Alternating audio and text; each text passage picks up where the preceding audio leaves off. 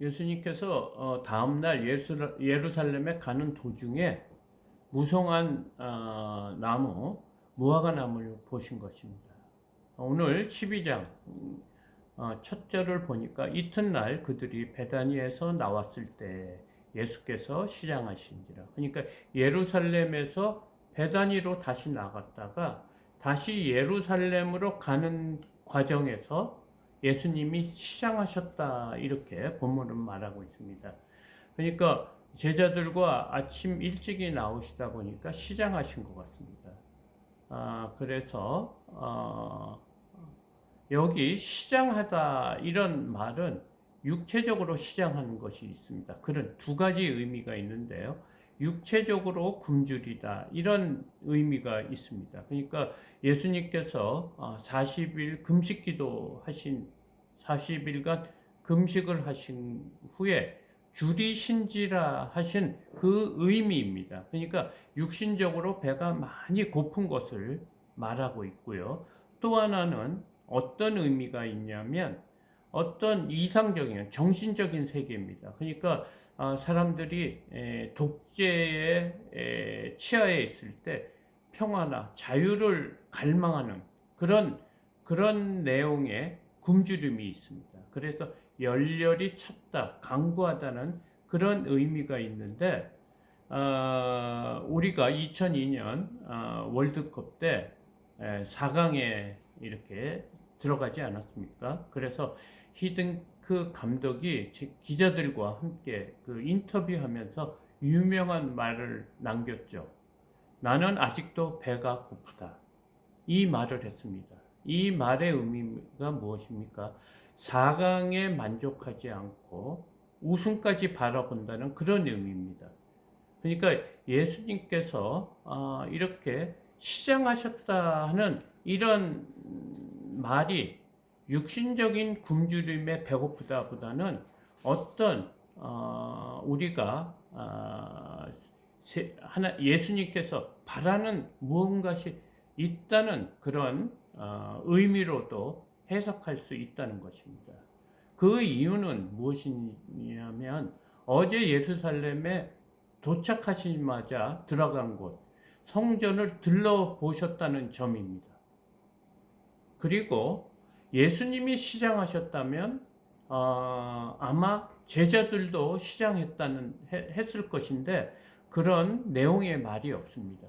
그러니까 이것을 우리가 마치 예수님께서 시장에서 배가 고파서 무화과 나무를 보고 본 것처럼 느낄 수가 있습니다. 그래서 한번 13절과 14절을 한번 보겠습니다.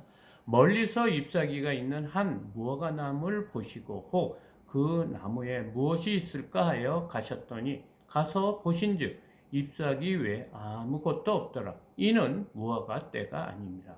예수께서 나무에게 말씀하여 이르시되 이제부터 영원토록 사람이 내게서 열매를 따먹지 못하리라 하시니 제자들이 이를 듣더라.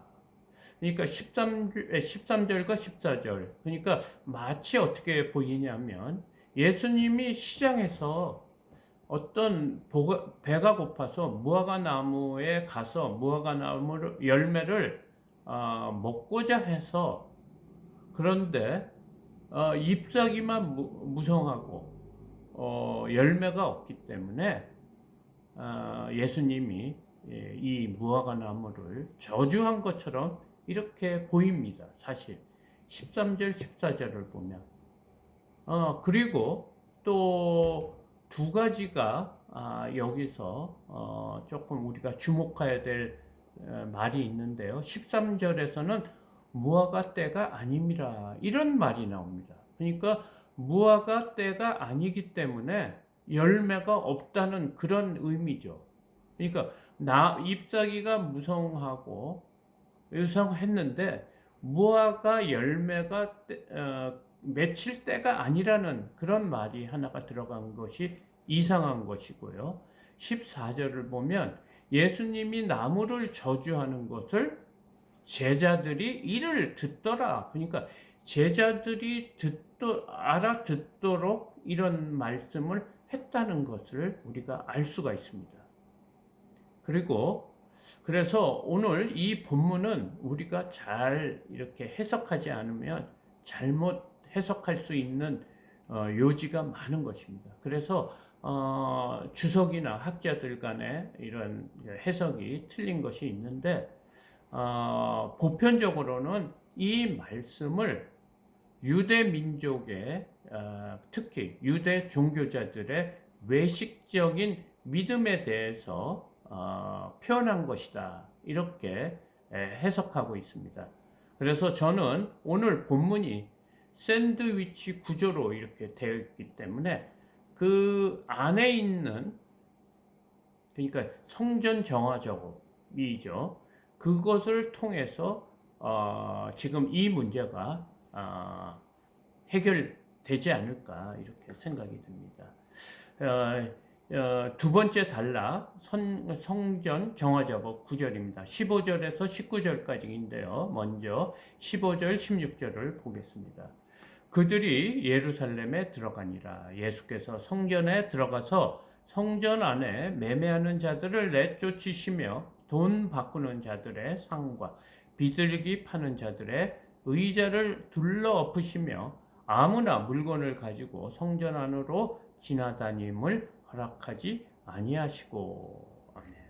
그러니까 예수님께서 예루살렘 성전에 어제 이렇게 들어와서 저녁 늦게 오니까 성전 안에 아무것도 없고 다시 나갔다가 오늘 아침에 성전에 들어가니까 어떤 일이 벌어졌냐면 성전 안에 매매하는 자들 있었다는 거예요. 그 매매하는 자들이 뭐냐?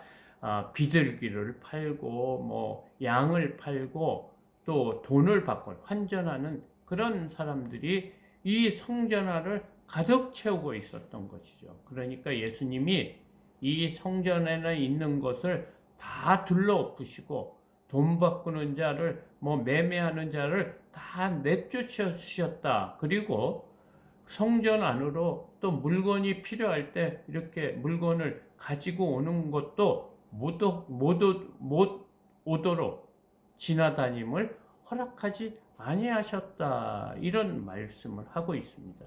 그러니까 지금 예수님께서 이 성전에 들어오니까 성전에 할 역할을 하지 못하고 있는 거예요. 그러니까 사실은 이들이 성전 안에서 매매한다는 것은 무엇을 뜻하냐면 성전 안에서 제물을 바치는 그런 일을 할 때 제물을 팔았던 것 같아요. 왜냐하면 예루살렘 사람들은 디아스포라고 하죠. 그 많이 흩어진 사람들이 있습니다. 그 예루살렘이 아닌 이스라엘이 아닌 다른 나라에서 지내는 사람들이 1년에 3번은 와서 예루살렘 성전에서 예배 드리는 그런 그 전통이 있습니다. 그래서 유월절, 초막절, 그 다음에 칠칠절인가요? 그 3번은 꼭 오기로 되어 있습니다. 레위기에 써 있습니다. 그래서 이들이 먼 곳에서 재물, 양이나 뭐 소나 뭐 비둘기나 이렇게 가지고 올 때 오랜 거리를 가다 오면 상처가 날 거 아닙니까? 그래서 이 상처가 난 것은 온전한 재물을 바칠 수 없고 또 거기에 있는 종교 지도자들이 검사를 합니다. 이것이 제물로 합당한 것이냐. 왜냐하면 레위기에서 하나님한테 드릴 제물은 흠과 점이 없어야 된다고 했거든요. 그러니까 이 룰에 맞추려고 하면 성전 안에서 파는 것이 온전한 것, 흠도 없고 점도 없는 것을 파는 것이 사실은 온전한 예배를 드리고 제사를 드리는 것에 합당한 거죠. 또 이 안에 돈 바꾸는 자가 있거든요. 그러니까 여러 나라에서 살기 때문에 각 다른 돈을 갖고 와서 환전을 해서 이스라엘의 돈으로 성전세를 바치는 게 맞습니다. 그러니까 이들이 지금 하고 있는 것은 교회 안에서 하고 있는 성전 안에서 하고 있는 것은 사실은 온전한 제사, 예배를 드리기 위한 그런 도움을 주기 위해서 만들어 놓은 어떤 곳이죠. 근데 예수님께서는 그들을 지금 내쫓아 버리셨다, 이렇게 말하고 있습니다. 그러면서 예수님께서 무슨 말씀을 하시냐면 17절 이렇게 말씀하십니다. 이에 가르쳐 이르시되 기록된 바 내 집은 만민이 기도하는 집이라 칭함을 받으리라 하지 아니하였느냐. 너희는 강도의 소굴을 만들었도다 하시매. 예수님께서는 이 예배를, 온전한 예배를 잘 드리기 위해서 만들어 놓은 상점과 같은 거죠. 그러니까 재물을 팔고 또 환전, 돈을 바꿔주는 이런 곳을 보시고 예수님께서는 뭐라고 하셨냐면 강도의 소굴을 만들었다, 이렇게 판단하시는 거예요. 예수님께서는 이 교회가 해야 될 일이 무엇이냐? 내 집은 만민이 기도하는 집이라, 이렇게 말하고 있어요. 근데 내가 이렇게 보니까 예루살렘 성전 안에 하는 행태를 보니까 하나님 앞에 예배를 드리고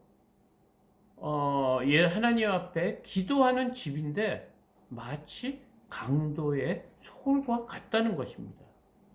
너희들이 지금 성전 안에서 재물을 팔고 돈을 바꿔주는 일이 마치 온전히 예배를 잘 드리기 위해서 한 것 같지만 사실은 아니라는 거예요.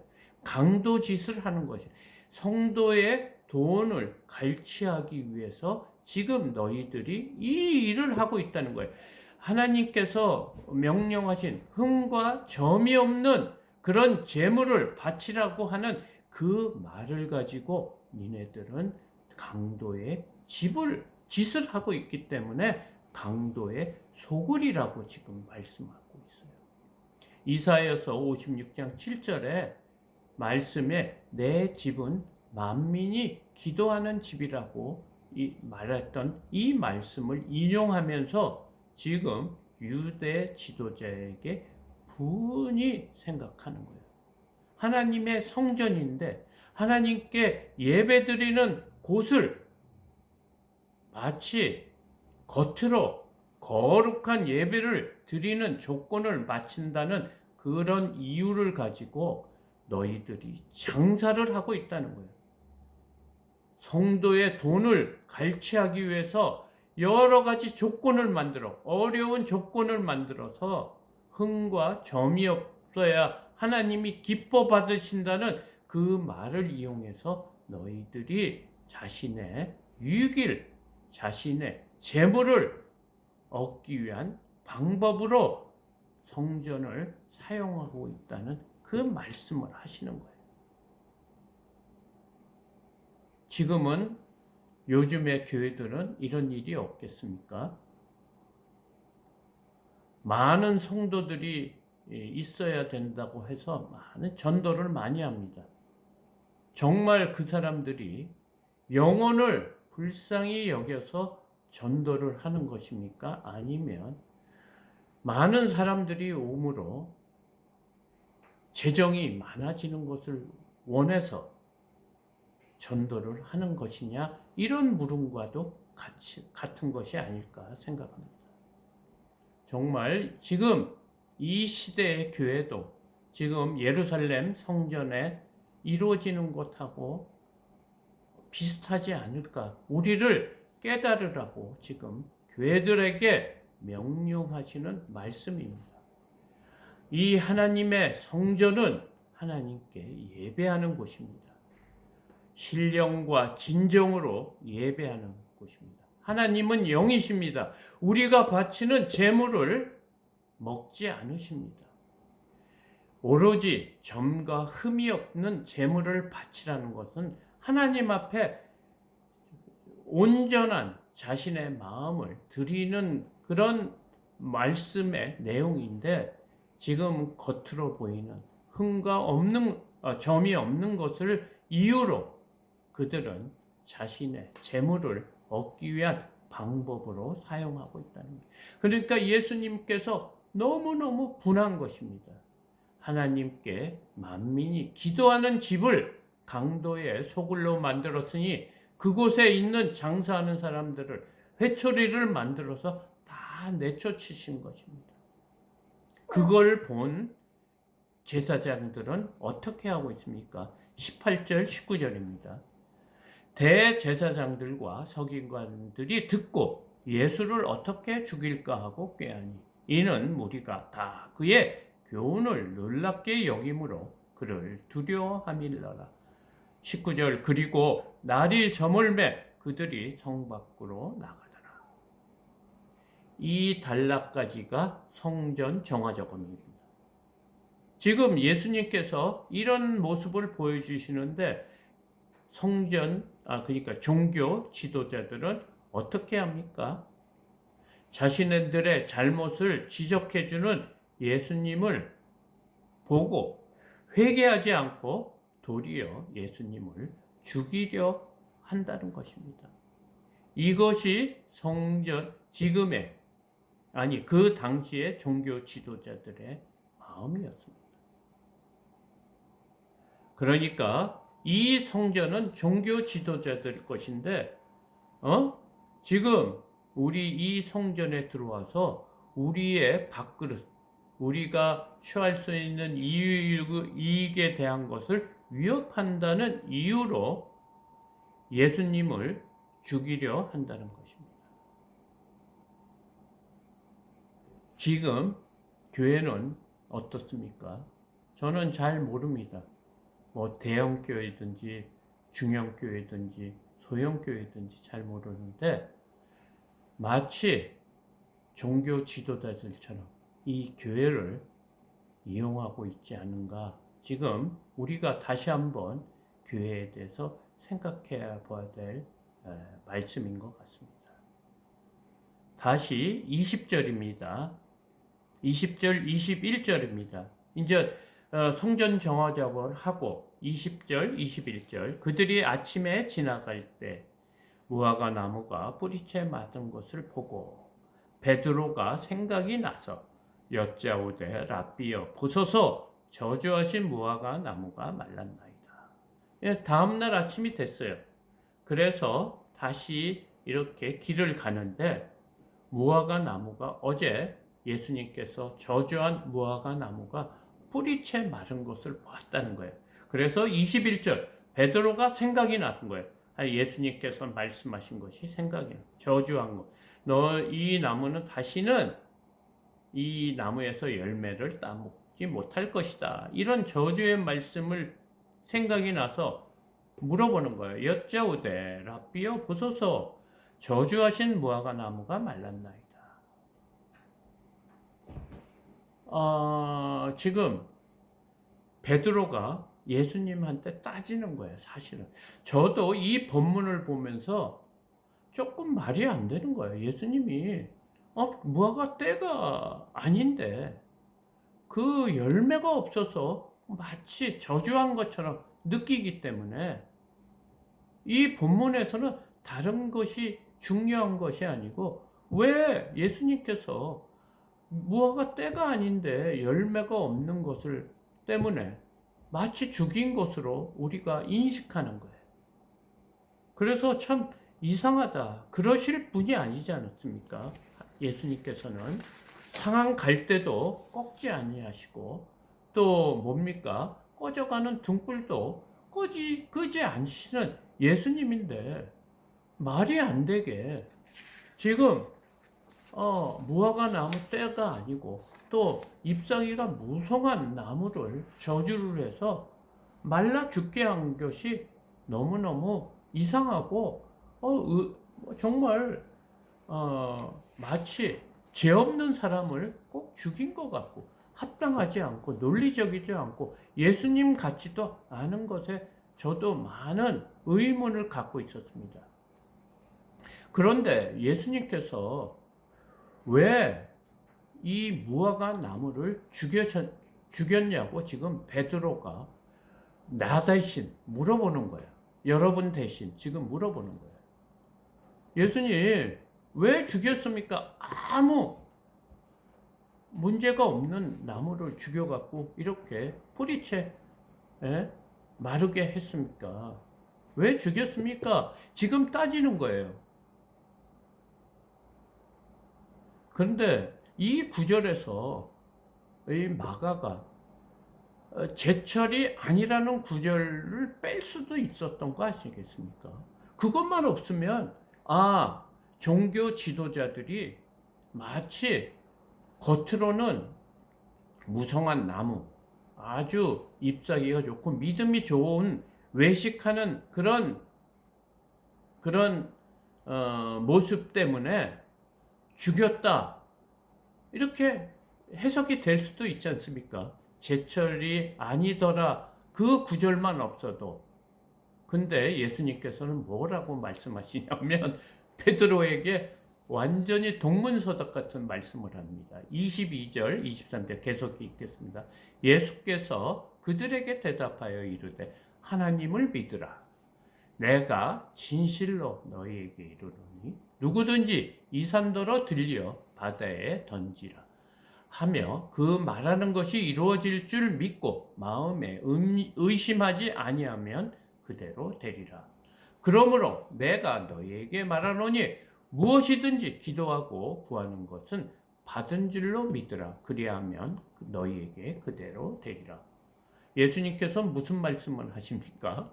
완전히 동문서답을 하시는 거예요. 지금 베드로와 우리는 왜 예수님 다른 거는 몰라도 왜 무화과나무, 그냥 잘 자라고 있는 무화과나무, 또 제철이 아니기 때문에 열매가 없는데 왜 죽이셨습니까? 이 물음에 예수님께서는 무엇을 하고 말하냐면 하나님을 믿으라, 지금 이 말을 하고 있어요. 너희들은 지금 하나님을 믿지 않는 자들이다, 지금 이 말씀이에요. 그러면서 내가 진실로 너희에게 이르노니 누구든지 이 산더러 들려 바다에 던지라 하며 그것이, 그 말하는 것이 이루어질 줄 믿고 마음에 의심하지 아니하면 그대로 되리라. 기도하라는 말이에요. 그러니까 하나님을 잘 믿었고 기도하라는 말이에요. 그래서 저가 샌드위치 구조라고 했지 않습니까? 지금 가운데 성전에 대한 말씀이에요. 성전이 지금 뭡니까? 성전의 본질을 잊어버린 거 아니겠어요?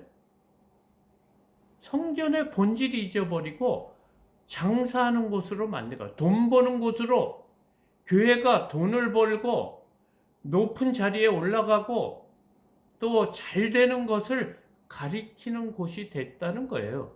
예수님을 믿고 하나님을 믿는 것이 마치 돈을 잘 벌고 출세하고 이 땅에서 건강하게 잘 먹고 잘 사는 그런 목적의 교회가 됐다는 것이에요. 그러면 다시 한번 이 본문의 교회의 본질이 잘못된 것을 말해주고 있지 않습니까? 지금 베드로한테 지금 무엇을 예수님께서 말하는 거냐면 너희들 제자들의 본질을 잊어버렸다는 거예요. 너희들 지금 나무 하나, 무화과 나무 하나 말라 죽은 것을 대해서 억울해하고 지금 나한테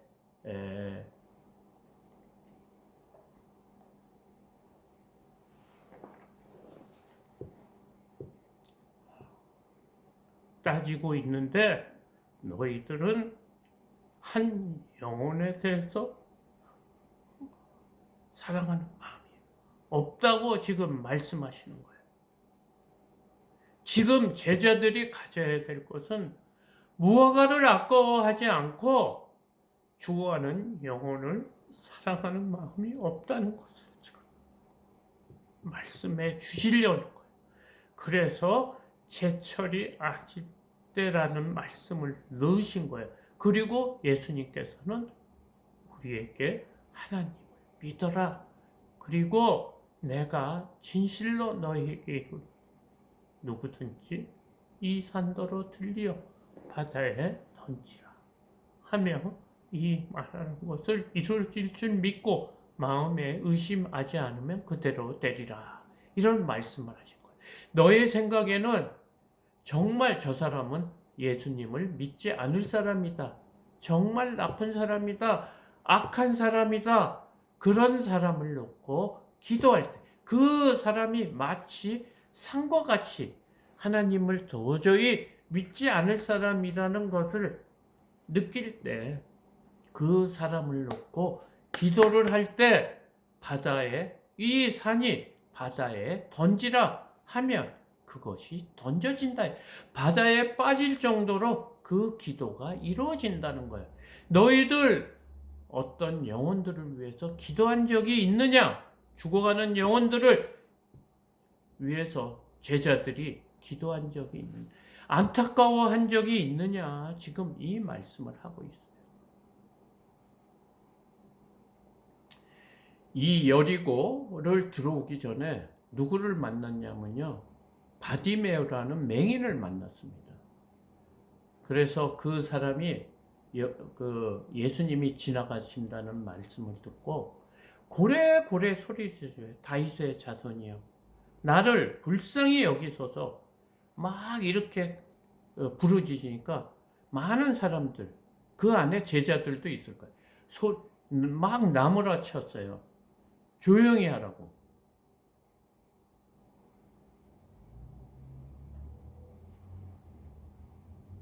우리가 이런 자가 아닌가 생각합니다. 예수님 앞에 간절히 기도하고 그들이 영원히 정말 예수님을 찾기 위해 고래고래 소리 지르며 찾으려고 하는 영혼들을 막고 그들을 예수님 앞으로 가지 못하게 하는 그런 일을 하는 자들이라는 거예요. 제자들이 그렇다는 거예요. 그 바디메오가 자기를 구원해달라고, 자기네 눈을 뜨게 해달라고 했는데 많은 사람들이 소리질러 조용히 하라고 했어요. 그때 제자들도 함께 그런 마음이었다는 거예요. 우리가 한번 돌아봐야 됩니다. 우리가 교회를 열심히 다닐 수 있어요. 하나님 앞에. 근데 교회를 다니는 그 본질이 뭡니까? 그냥 주일이 됐으니까 예수님 하나님 앞에 예배 드리는 것이 우리의 믿음 생활이고 하나님이 원하시는 것입니까? 지금 예수님은 제자들에게 이 말씀을 하고 싶은 거예요. 너희들은 한 나무가 죽은 것은 안타까워하지만 죽어가는 영혼을 보고는 안타까워하지 않는다는 거예요. 제자의 본질을 잊어버렸다는 거예요. 성도의 본질을 잊어버렸다는 거예요. 누구를 위해서, 죽어가는 사람을 위해서 기도하지 않는다는 거예요. 여기서는 죽어가는 영혼을, 정말 내가 생각하기에는 저 사람이 하나님을 믿지 않을 사람이란 그런 사람들을 위해서 기도할 때 기적이 일어난다는 거예요. 마치 너희들은 요나와 같다는 거예요.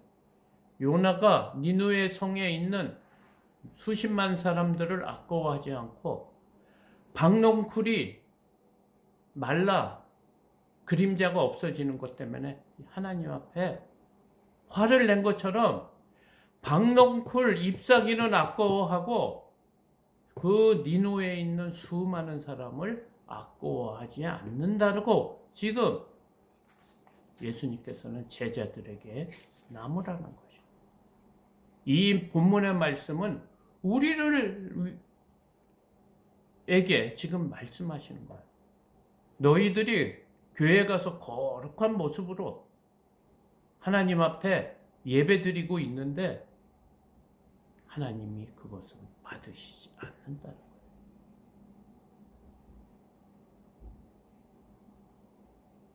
그래서 예수님께서 이런 말씀을 합니다. 25절 서서 기도할 때 아무에게나 혐의가 있거든 용서하라. 그리하여야 하늘에 계신 너의 아버지께서도 너의 허물을 사하여 주시리라.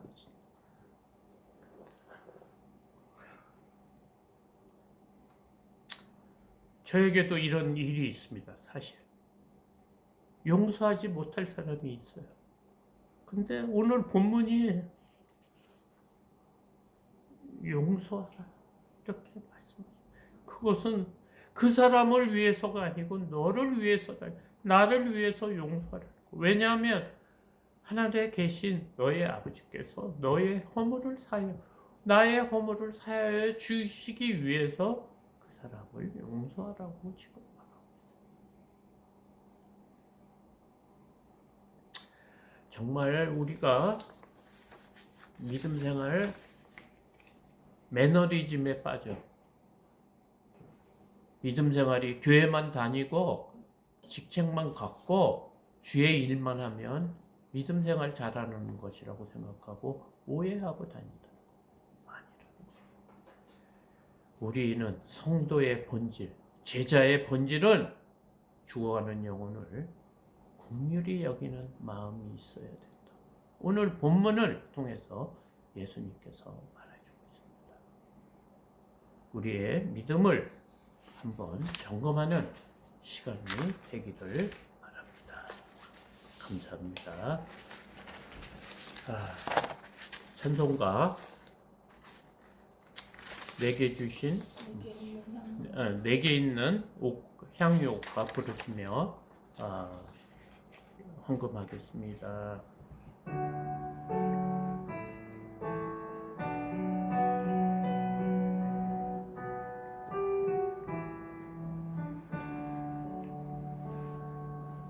내게 있는 향유 값주게 가져와 그 말 위